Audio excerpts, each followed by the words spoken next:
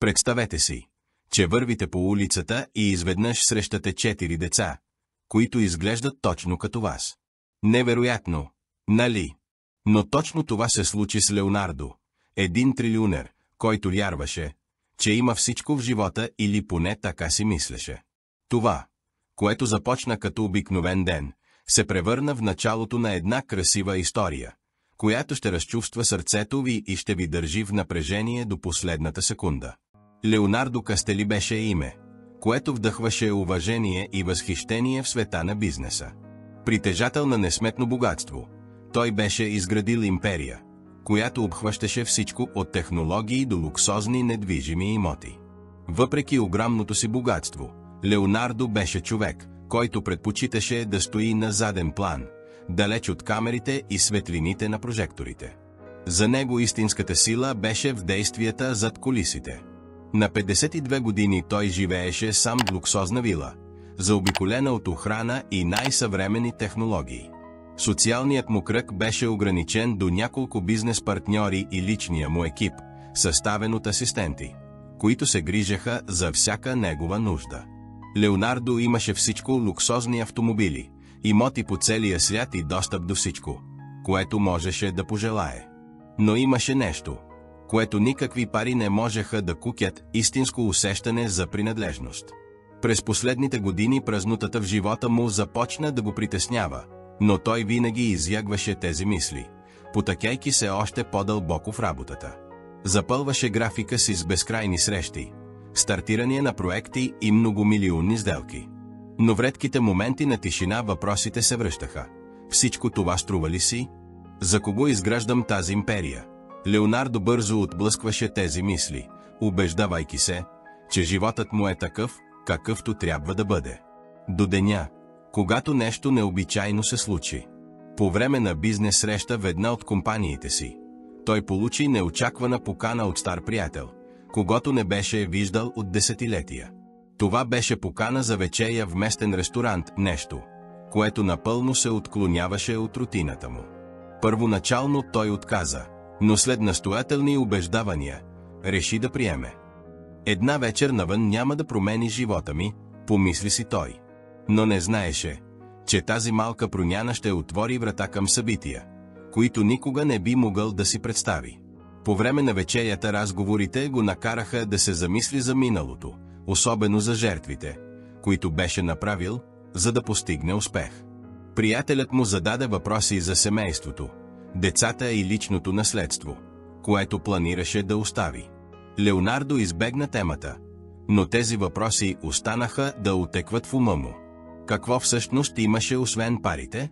Именно тогава реши да направи нещо, което не беше правил от години: да излезе на разходка сам, без охрана или луксозни коли, просто за да наблюдава града и хората, които живеят в него. Разходката го отведе далеч от луксозните и оживени квартали, където обикновено се движеше. Без да осъзнае, беше прекосил улици, които ставаха все по-скромни, с малки магазини, стари къщи и деца, играещи на тротуара. Нещо в тази обстановка го върна в детството. Въпреки че избягваше да мисли за това, Леонардо не винаги беше могъщият човек, който беше днес. Израснал беше в скромен квартал, където всяко постижение беше плод на упорит труд. Носталгията го обзе, докато наблюдаваше хората, живеещи прост живот, но изпълнен с топлина.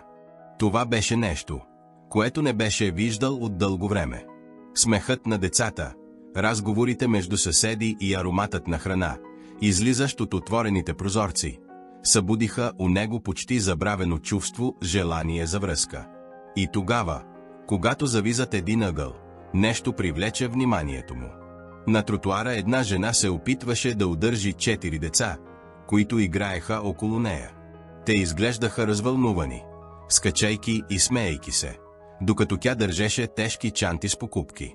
Сцената, по някаква причина, прикова погледа на Леонардо. Той ги наблюдаваше за миг, объркан, докато нещо започна да изглежда странно. Лицата на децата бяха познати, твърде познати. Леонардо спря насред тротуара, неспособен да повярва на очите си. Черти на лицата на децата бяха неоспорими. Формата на лицето, Интензивността на погледа и дори начинът, по който се усмихваха, бяха идентични с неговите. Беше като да гледа по малки версии на себе си. Усети студ по гърба си, докато се опитваше да разбере как е възможно това. Той продължи да гледа, изгубен в мисли, докато жената не забеляза присъствието му. Тя го погледна право в очите, и нещо в изражението и се промени. Беше като че ли и тя разпозна нещо. Леонардо, от своя страна, остана неподвижен, без да знае дали да се приближи или да си тръгне. Но в този момент любопитството започна да измества шока. Коя беше тази жена? И как тези деца можеха да приличат толкова много на него? Леонардо пое дълбоко дъх и реши, че не може просто да игнорира случващото се. Приближи се бавно, опитвайки се да не изглежда натрапчив. Жената беше заета с подреждането на турбите и викаше децата, които тичаха в кръг около нея. Когато осъзна, че той стои до нея, тя вдигна очи, леко подозрително. «Извинете», каза той с учтив тон, но видимо нервен. «Изглежда, че имате доста неща в ръцете си. Мога ли да ви помогна с турбите?» Жената се поколеба за момент. Рядко някой непознат се предлагаше да помогне, особено добре облечен мъж-часовник, който изглеждаше по-скъп от наема на няколко къщи в този квартал. Тя огледа Леонардо внимателно, но децата, винаги любопитни, вече го гледаха с усмивки и любопитни погледи. Едно от тях дори дръпна ръкава на майка си и прошепна нещо, което Леонардо не можа да чуе. «Добре, ако не е проблем», отговори жената, все още предпазлива.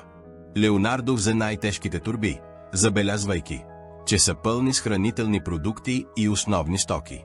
Децата, вече поуверени, започнаха да си шушукат за елегантния мъж, който помагаше. Той се опитваше да се съсредоточи, но приликата с децата беше обезпокоителна. Не можеше да изкара от ума си мисълта, че зад тази случайност се крие нещо по-дълбоко. Докато вървяха към скромната сграда, където жената живееше, Леонардо се опита да започне разговор, за да облегчи напрежението. «Изглежда, че имате доста работа с тях», каза той с лека усмивка, поглеждайки към децата. Жената му отвърна с малка усмивка, но в погледа й имаше нещо скрито, сякаш знаеше повече, отколкото беше готова да сподели в този момент. «Те са пълни с енергия», отговори тя. «Но в края на деня всичко се струва». Леонардо усети, че зад тези думи се крие история, но знаеше, че моментът не е подходящ да натиска. Когато стигнаха до входа на сградата, жената му благодари за помощта и се опита да вземе обратно турбите. «Много ви благодаря за добрината. Рядко виждам подобно нещо тук». «Няма нищо», отговори той, но вътре в себе си и умът му беше в конфликт. Преди да успее да се сбогува, едно от децата го погледна право в очите и попита: «Чичо, защо приличаш на нас?» Тишината завладя момента. Леонардо замръзна, а жената погледна детето, видимо неудобно.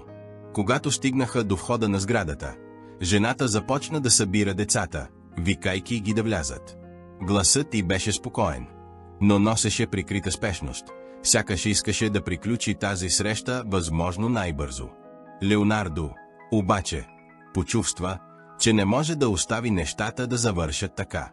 Трябваше да разбере какво се случва. «Почакайте, моля ви», каза той с твърд, но не агресивен тон, докато тя държеше вратата с една ръка.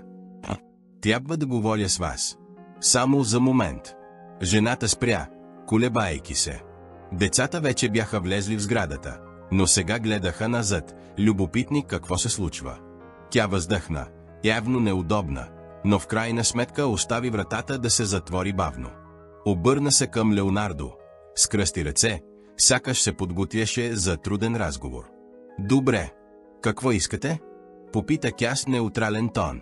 Леонардо се поколеба за миг, опитвайки се да намери правилните думи. Знаеше, че не може просто да каже това, което му е в ума, без да изглежда напълно луд. «Казвам се Леонардо Кастели», започна той, посочвайки към себе си с нежен жест. «И знам, че това може да звучи странно, но коя сте вие? Как се казвате?» Тя сбърчи чело, сякаш се опитваше да реши дали трябва да отговори. За момент мълчанието увисна между двамата, прекъсвано само от далечния шум на преминаващи коли. Накрая тя проговори. Казвам се София, каза тя с изражение, което се колебаеше между предпазливост и любопитство. София Мендес. Леонардо повтори името на ум, сякаш се опитваше да го свърже с нещо от миналото. Но нищо не изглеждаше познато. Знаеше, че има нужда от повече информация. Но също така, че ако притисне, тя може да се затвори напълно. София. Знам, че това може да звучи странно, но той пое дълбоко дъх, опитвайки се да запази спокойствие. Децата, те имат поразителна прилика с мен. Знаете ли защо? Очите на София премигнаха бързо, а лицето й изрази леко неудобство. Но тя бързо маскира всякаква по-изразителна емоция. Това е просто съвпадение, каза тя, извягвайки погледа му. Децата нямат нищо общо с вас. А сега, ако ме извините, трябва да се погрижа за тях. Тя отново се обърна към вратата. Но Леонардо знаеше, че нещо се крие. Преди да успее да отвори вратата, той заговори с потвърд, но все пак учтив тон. София, моля ви. Просто искам да разбера какво се случва. София, прекратявайки разговора, затвори вратата пред лицето на Леонардо с глух звук, оставяйки го да стои там, объркан. Той се загледа в сградата за няколко секунди, опитвайки се да осмисли всичко. Децата, поведението им, лицето на жената. Беше невъзможно да пренебрегне, че нещо не е наред, но същевременно беше толкова познато. Коя беше тя? И защо тези деца приличаха толкова на него? Без отговори, той тръгна обратно към дома си. Всяка крачка му се струваше все потежка, а мислите му не спираха да се връщат към случилото се. Той се опитваше да отхвърли идеята, че всичко това е повече от случайност, но нещо дълбоко в съзнанието му настояваше за обратното. Когато се прибра в имението, остави ключовете на масата и се отпусна на дивана. Огромната тишина в къщата, която обикновено му носеше утеха, този път сякаш тежеше. Затвори очи и, без да иска, започна да си спомня миналото. Моменти от младостта му изникваха като малки светкавици. Бяха разпокъсани образи, но натоварени с емоции, които не беше усещал отдавна. Сред тези спомени се появи лицето на една жена. Не можеше да си спомни името й, но помнеше нощите, в които прекарваха заедно, разговаряйки за мечти и планове.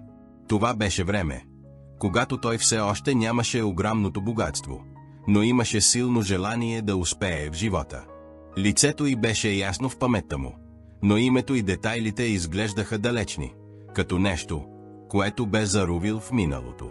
Изведнъж всичко започна да придобива смисъл. Възможно ли беше София да е тази жена?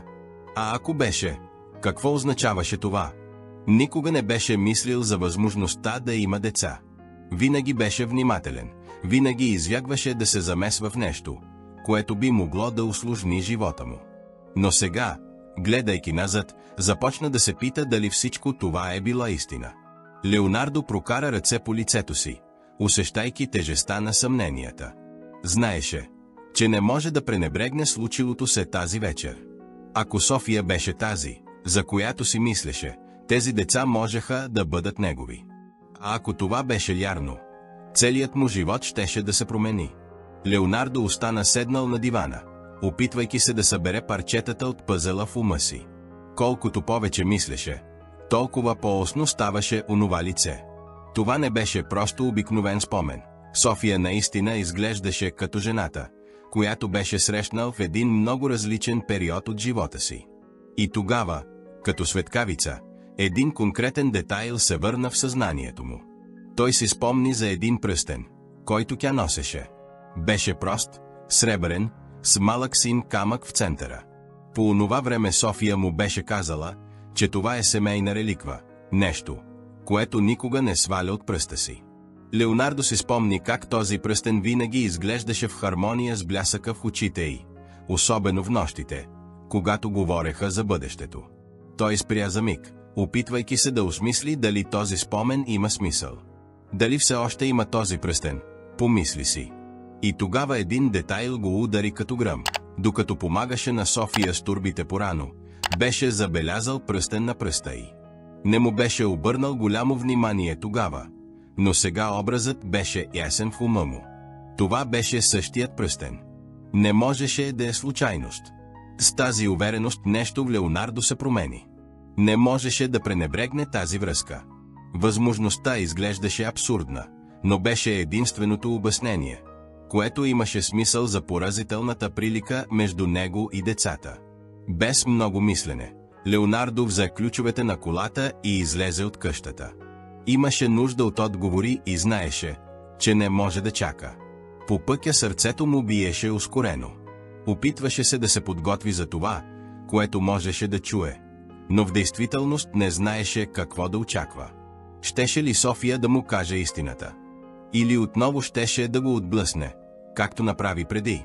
Когато стигна до сградата, паркира от другата страна на улицата и остана да наблюдава няколко минути. Светлините бяха запалени и той видя сенките на София и децата, които преминаваха по край прозореца. Това само затвърди решението му. Той пое дълбоко дъх и прекоси улицата, решен да открие истината. Леонардо почука на вратата твърдо, но без да бърза. Отвътре чу леки стъпки и след това глас на София, която казваше нещо на децата.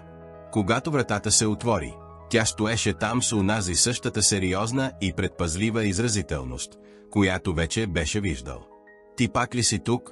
каза София, кръстосвайки ръце и блокирайки входа, сякаш искаше да избегне всякакъв разговор. «Казах ти, че нямам какво да ти кажа. Моля те, тръгвай си». Леонардо пое дълбоко дъх.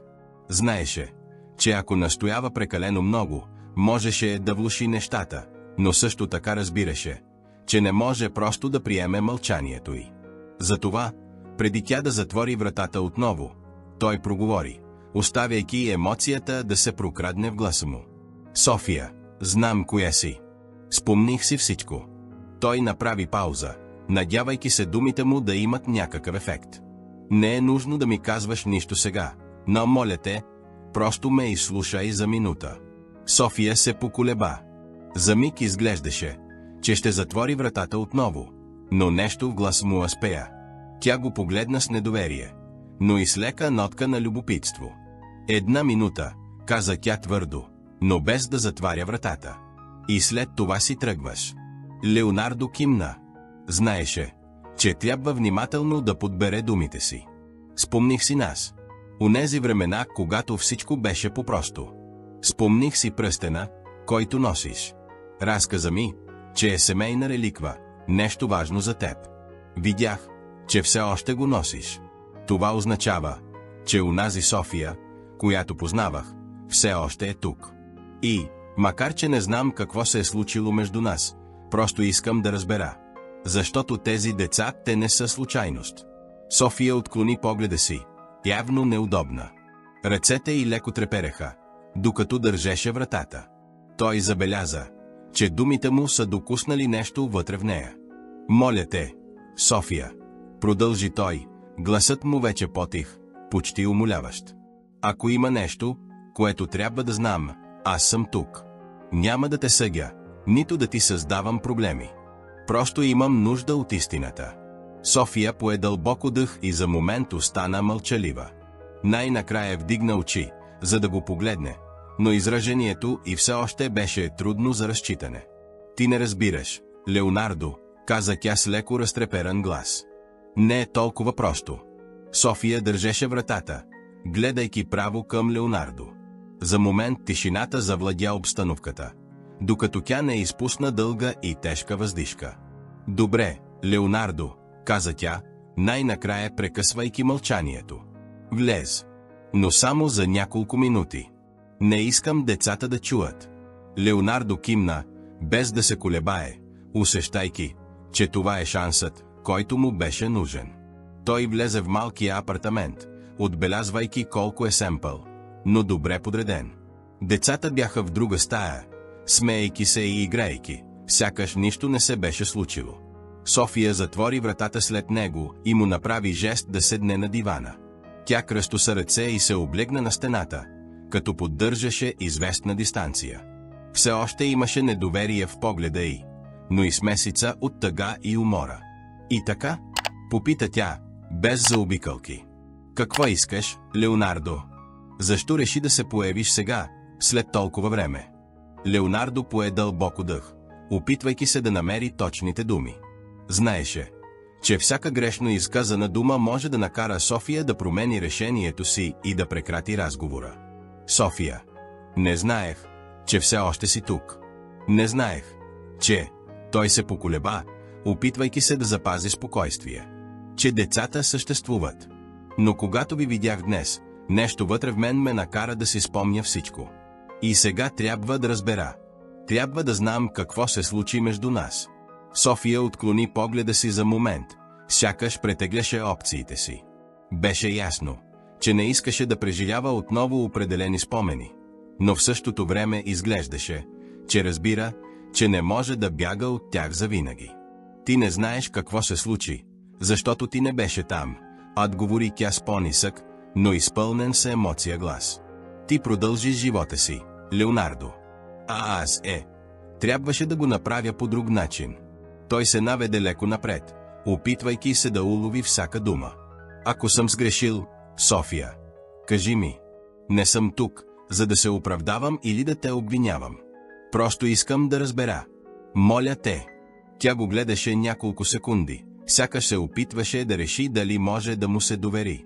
Накрая въздъхна отново и седна на футюила срещу него, все още с кръстосани ръце. Добре. Ще ти разкажа. Но ще слушаш всичко, без да ме прекъсваш. И в края ще решиш какво да правиш това. Леонардо кимна, подготвяйки се да чуе нещо, което знаеше, че може да промени всичко. София замълча за момент, сякаш подреждаше мислите си. Най-накрая започна да говори. Искаш да знаеш истината, нали? Попита тя със сериозен тон. Тогава ще ти я кажа. Имаше връзка между нас, Леонардо, започна тя с твърд, но емоционален глас. Това беше преди много време, в период, когато ти беше различен. Или поне така изглеждаше. Унази нощ беше пиян. Каза неща, които ме накараха да повярвам, че ти си нещо повече от мъж, обсебен само от успеха. Ти изглеждаше истински. Тя пое дълбоко дъх, сякаш спомените все още бяха трудни за приемане. Оставих се да бъда увлечена. Беше само една нощ, но си мислех, че може да означава нещо. Но на следващия ден ти изчезна. Не остави бележка, никакво обяснение. Беше като да не съм съществувала за теб. Леонардо почувства свиване в гърдите. Не можеше да си спомни онази нощ, но знаеше, че в миналото животът му е бил изпълнен с импулсивни решения и моменти, които извягваше да разглежда. Продължих напред. Продължи София. Този път с послаб глас. Трябваше да продължа, защото скоро след това разбрах, че съм бременна. И това не беше само едно дете, бяха 4. 4 живота, които зависят от мен. Леонардо широко отвори очи, а разкритието го удари като гръм. Отвори уста да каже нещо, но не уска да издаде нито звук. София го наблюдаваше, оценявайки реакцията му, преди да продължи. Знаех, че не мога да разчитам на теб. По онова време ти вече беше толкова далеч, толкова недостижим за мен, че дори не се опитах да те потърся. Работих ден и нощ, за да им дам това, от което се нуждаеха. Направих всичко, което можех. Но когато те видях днес, разбрах, че няма как да избягам от това завинаги. Те заслужават да знаят кой си ти. Леонардо наведе глава, усещайки тежестта на думите и умът му се въртеше от въпроси, чувство за вина и, преди всичко, необходимостта да разбере как да промени нещата от тук нататък. София го наблюдаваше още миг, преди да каже с категоричен тон. Сега, след като знаеш, изборът е твой. Или влизаш в живота им и го правиш както трябва, или си тръгваш завинаги. Но не играй с техните сърца, Леонардо. Защото няма да позволя да ги нараниш. В средата на тежката тишина между Леонардо и София вратата на стаята бавно се отвори. Едно от момчетата се появи, гледайки двамата с любопитство. Имаше същите пронизващи очи като Леонардо и в този момент сякаш анализираше всяка подробност от сцената. Мамо, кой е той? Попита с тих, но изпълнен с детско любопитство глас. София погледна към Леонардо, пое дълбоко дъхи, след момент на колебание, направи крачка напред. Тя знаеше, че няма как да избегне този разговор още дълго. Сине, започна тя, избирайки внимателно думите си. Това е твоят баща. Момчето широко отвори очи от изненада. Погледна Леонардо, после София, и без да мисли два пъти, се затича обратно към стаята. Хей, всички! Извика то, като гласът му отекна из апартамента.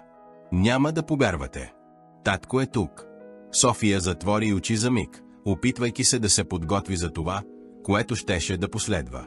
Леонардо, от своя страна, остана вцепенен, все още обработвайки факта, че току-що беше представен като баща за първи път в живота си.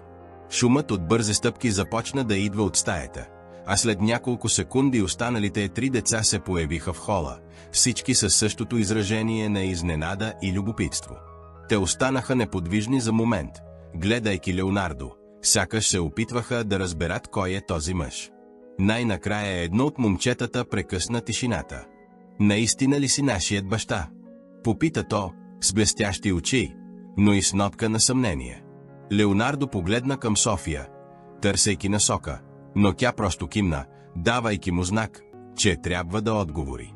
Да, аз съм, каза той с леко треперещ глас. И искам да опозная всеки от вас. Децата се спогледаха, все още обработвайки информацията, но лицата им излъчваха смесица от вълнение и объркване. София въздъхна и се приближи, поставяйки ръце на раменете на 2 от момчетата. Той току-що разбра, също като вас, каза тя, поглеждайки децата с тих, но твърд тон. Нека направим всичко стъпка по стъпка. Става ли? 4 кимнаха, но беше очевидно, че главите им бяха пълни с въпроси. Леонардо, все още развълнуван, се опита да се усмихне, усещайки, че този момент е началото на нещо много по-голямо. Той седна на дивана, заобиколен от 4 любопитни лица, които едва сдържаха вълнението си. Въпросите започнаха веднага. Всеки се надпреварваше с другия, създавайки смесица от детски гласове, изпълнени с ентусиазъм. Обичаш ли футбол, тате? Попита едно от момчетата, наклоняйки се напред с блестящи очи. Защо никога не си идвал преди? Попита най-голямото момиче с по-сериозен тон, но без никаква враждебност. Ще живееш ли тук с нас? Попита най-малкото дете, държейки ръката на Леонардо, сякаш искаше да се увери, че той няма да си тръгне. Леонардо се засмя тихо, за първи път усещайки различно, топло чувство в гърдите си. Беше странно и ново, но и вълнуващо. Никога не беше си представял, че ще се озове в такава ситуация, наричан тате и заобиколен от толкова живи и енергични деца. Спокойно, един по един, каза той, вдигайки ръце в шеговит жест. Ще отговоря на всичко, обещавам. София наблюдаваше сцената от ъгъла на стаята с кръстосани ръце. Въпреки че все още изглеждаше резервирана, в погледа и имаше нещо, което издаваше облегчение. Тя знаеше, че този момент е важен не само за децата, но и за Леонардо. Нощта минаваше, а въпросите продължаваха. Леонардо разказваше за живота си, работата, местата, които е посетил, и слушаше внимателно всяка история, която децата споделяха. Откри, че Педро, най-големият, обичаше да рисува и мечтаеше да стане архитект. Лукас, вторият, беше запален по футбола. Клара, единственото момиче, беше любопитна и мечтаеше да стане лекарка, а най-малкият, Рафаел, обичаше колите и разглобяваше играчките си, за да види как работят. Когато нощта наближи края си, децата започнаха да се прозяват едно по едно. София им посочи, че е време за сън, и въпреки неохотата си, те се подчиниха. Преди да влезе в стаята, Рафаел прегърна Леонардо силно. Ще се върнеш, нали? Попита той с затворени от сън очи. Леонардо преглътна трудно, усещайки тежестта на въпроса. Той знаеше, че този отговор значеше много повече, отколкото изглеждаше. Ще се върна, каза той твърдо. Обещавам. След като децата влязоха в стаята, къщата потъна в тишина. Леонардо остана седнал на дивана, гледайки към пода, все още обработвайки всичко, което се беше случило. Усещаше тежестта на въпросите на децата и, още повече, значението на това, което им беше обещал. София, която досега беше мълчала, се приближи бавно и седна на футюила срещу него. Харесаха те, каза тя с тих, но директен тон. Но това не означава, че от тук нататък ще бъде лесно. Леонардо вдигна очи, за да я погледне. В лицето му имаше умора, но и нещо различно – решителност, която тепърва откриваше в себе си. Знам, че няма да е лесно, София, отвърна той искрено. Но искам да направя това както трябва. Искам да бъда част от живота им. И от твое, по някакъв начин. София скръсти ръце, сякаш все още се опитваше да поддържа защитната си стена. Трябва да разбереш, че не е достатъчно да се появиш сега и да кажеш, че ще останеш. Години наред те имаха само мен. Аз трябваше да бъда и майка, и баща, да работя, за да ги издържам, и да правя всичко възможно, за да запълня празнотата, която ти остави. Леонардо кимна, усещайки тежестта на думите й. Той знаеше, че не може да промени миналото, но също така разбираше, че трябва да изгради нещо ново. Сгреших, призна той, гледайки право в очите на София. Сгреших много, но няма да бягам от това. Искам да ги опозная истински, да присъствам. И искам ти да ми кажеш какво трябва да направя, за да успеем. София въздъхна, замисляйки се за момент. Трудно й беше да се довери на Леонардо след всичко, което се беше случило. Но в погледа му имаше нещо искрено, нещо, което не беше виждала от години. Ако наистина искаш да бъдеш част от живота им, ще трябва да го докажеш действия, не само с думи, каза тя най-накрая. Те не се нуждаят от празни обещания, Леонардо. Те имат нужда от баща, който да е там, всеки ден, за всичко. И това означава да присъстваш, дори когато е трудно. Леонардо отново кимна, попивайки всяка нейна дума. Готов съм, каза той. Каквото и да е нужно от мен, ще го направя. Просто искам шанс да бъда бащата, който те заслужават. София го наблюдаваше за момент, сякаш се опитваше да измери искреността му. Накрая въздъхна и се изправи. Тогава започни да идваш по-често. Прекървай време с тях. Опознай какво обичат, от какво се нуждаят. Покажи, че няма да изчезнеш отново. Леонардо също се изправи, усещайки, че е направил първата крачка към нещо истинско. Ще го направя, София. Обещавам. Тя леко кимна, без да се усмихне. На следващата сутрин Леонардо се събуди с усещане, което не беше изпитвал от дълго време. Тревожност, смесена с очакване. Беше обещал на децата, че ще бъде там, и знаеше, че трябва да изпълни това. За начало реши да направи нещо просто, но което би ги сближило. Взе телефона и позвани на София. София, аз съм, каза той, след като тя вдигна. Мислех си какво ще кажеш да излезем на вечеря тази вечер. Само ние и децата, на някое спокойно място. София замълча за няколко секунди, обмисляйки. Знаеше, че е важно децата да прекарват време с Леонардо, но също така се страхуваше как това би могло да ги засегне. Къде мислиш? Попита тя най-накрая. Пицария. Децата ще я харесат, а ние можем да използваме времето, за да поговорим повече, предложи той, опитвайки се да звучи уверено, въпреки напрежението. Добре, отговори София с предпазлив тон. Но искам да е ясно едно. Ако това е само опит да впечатлиш или ако промениш решението си след това, няма да има втори шанс. Разбра ли? Разбрах, увери я Леонардо. Ще бъда там. В колко часа можете? След като уточниха подробностите, Леонардо прекара деня, организирайки всичко. Знаеше, че една обикновена вечеря няма да реши всичко, но беше важна крачка към изграждането на връзка с децата й, може би, към възстановяване на доверието на София. Когато стигна до пицарията онази вечер, Леонардо вече чакаше на резервираната маса. Той се изправи веднага, щом видя София да влиза с 4 деца. Децата бяха развълнувани, оглеждайки се наоколо и сучейки мястото с ентусиазъм. София, от друга страна, запази спокойното си изражение, но очите й внимателно наблюдаваха всичко. Тате! Извика Рафаел, най-малкият, и се затича към Леонардо, прегръщайки го за краката. Леонардо се усмихна, усещайки топлината на момента, и се наведе, за да прегърне момчето обратно. Вие дойдохте, каза той, поглеждайки към останалите, които също се приближиха. Те седнаха на масата и разговорът започна бавно. В началото децата сякаш бяха малко срамежливи, но скоро започнаха да се отварят, особено когато донесоха пицата.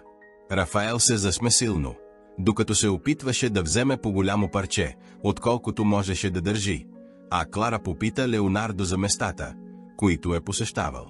Бил ли си в Париж? Попита тя с блестящи очи.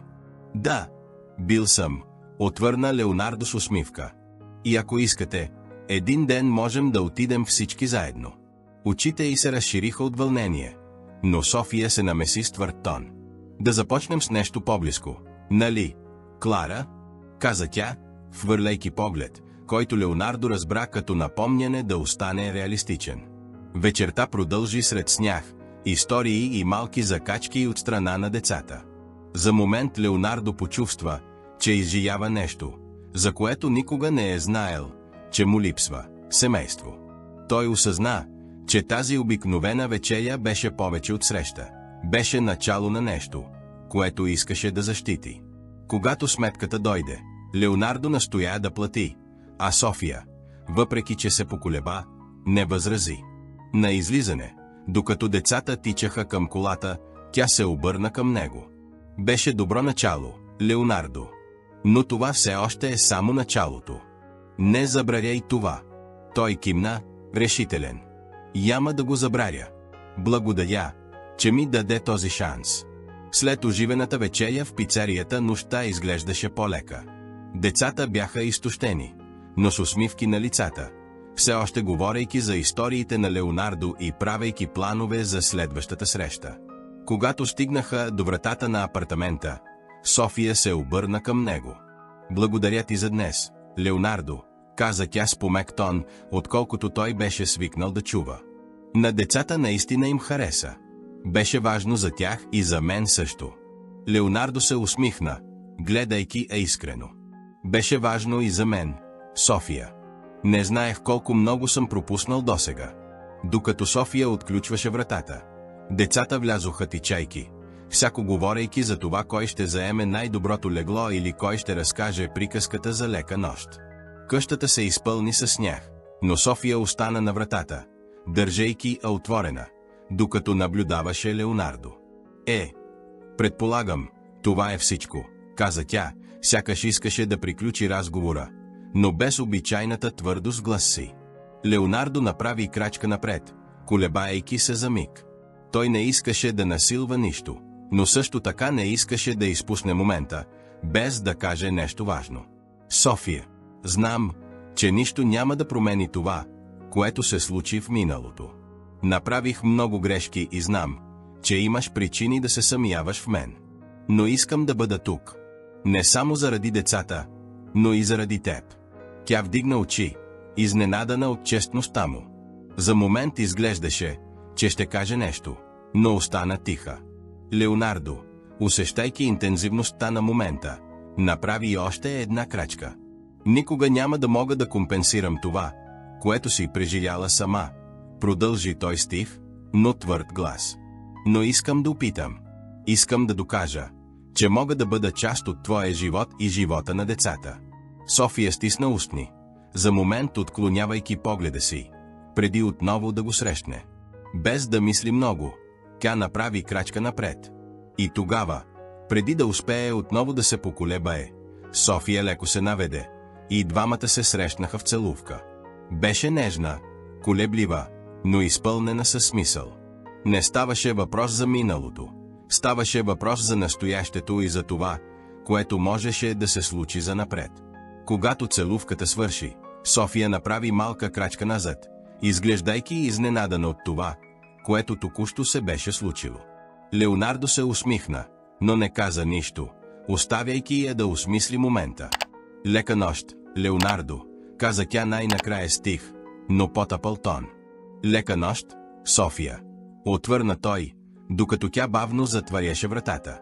Леонардо остана неподвижен за няколко секунди, гледайки затворената врата с лека усмивка на лицето. След като София затвори вратата, тя остана облегната на нея за миг, опитвайки се да осмисли случилото се. Умът й беше разделен между чувствата и това, което смяташе, че трябва да направи. Тази целувка беше събудила нещо в нея, нещо, което не беше усещала от дълго време. Въпреки цялата болка, София не можеше да отрече, че все още имаше място в сърцето и за Леонардо. Отвън Леонардо тръгна към колата с лека усмивка, но умът му също беше в смут. Усещането от тази целувка, връзката, която мислеше, че е загубил завинаги, беше невъзможно да се игнорира. По целия път към дома си той мислеше за София, за това колко силна беше през всичките тези години и за това как искаше да бъде до нея, не само като баща на децата им, но и като човек, на когото тя можеше да разчита. Същата вечер, докато София слагаше децата да спят, умът й непрекъснато се връщаше към момента на вратата. Тя се усмихна, спомняйки си искрените думи на Леонардо и емоцията в очите му. Беше трудно да признае, но мъжът, когото беше познавала преди години, изглеждаше различен сега. Имаше нещо ново в него, нещо, в което тя започваше да вярва. От своя страна Леонардо не можеше да заспи. Взе телефона няколко пъти, мислейки да изпрати съобщение на София, но винаги се колебаеше, страхувайки се да не разруши това, което беше започнало да се възстановява. Той знаеше, че любовта не е нещо, което се възстановява лесно, но беше решен да опита. На следващата сутрин София се събуди със съобщение на телефона си. То беше от Леонардо. Добро утро, София. Знам, че все още имаме много за изясняване, но исках да ти кажа, че вчера беше един от най-важните дни в живота ми. Благодаря ти, че ми даде този шанс. Надявам се да продължим така. Кажи ми, когато мога да ви видя отново. Тя прочете съобщението няколко пъти, усещайки как сърцето й забива побързо. Въпреки резервите си, нещо вътре в нея подтикна да отговори. Добро утро, Леонардо. На децата много им хареса вчерашната вечер. Може би можем да планираме нещо за уикенда. Ще поговорим по-добре тогава. От другата страна Леонардо се усмихна, прочитайки отговора.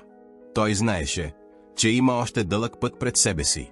Но този малък жест от страна на София беше всичко, от което се нуждаеше, за да продължи. И двамата започваха да разбират, че между тях имаше нещо специално, което заслужаваше втори шанс.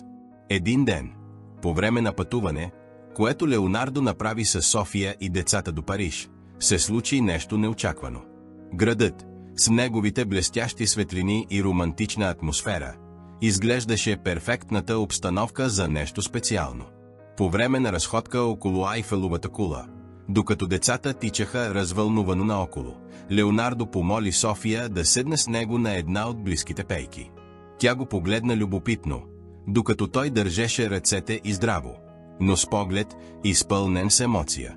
София, от момента, в който се върнах в твоя живот и в живота на децата, всичко се промени за мен, започна той, с глас, натежал от искреност. Вие ми дадохте смисъл, който дори не подозирах, че ми липсва.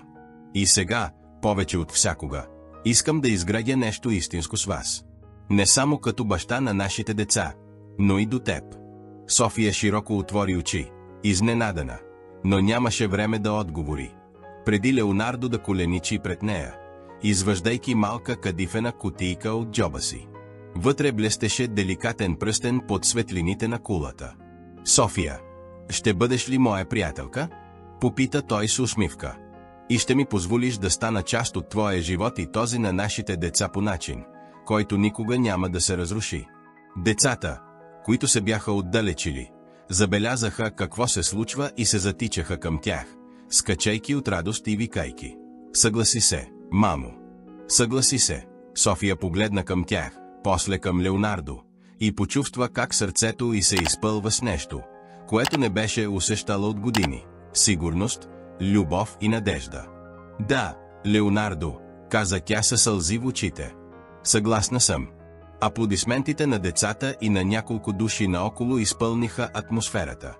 Леонардо се изправи и я прегърна, докато 4 деца се включиха в групова прегръдка, смеейки се и празнувайки. Няколко седмици по-късно Леонардо направи още едно голямо решение. Той покани София и децата да се преместят в неговото имение, място, което беше подготвил внимателно, за да се чувстват като у дома си. Всяко дете получи своя стая, декорирана с всичко, което обичат, а София, разглеждайки новия дом, забеляза, че Леонардо беше помислил за всеки детайл, за да направи прехода възможно най-комфортен. От този момент те започнаха нов живот заедно.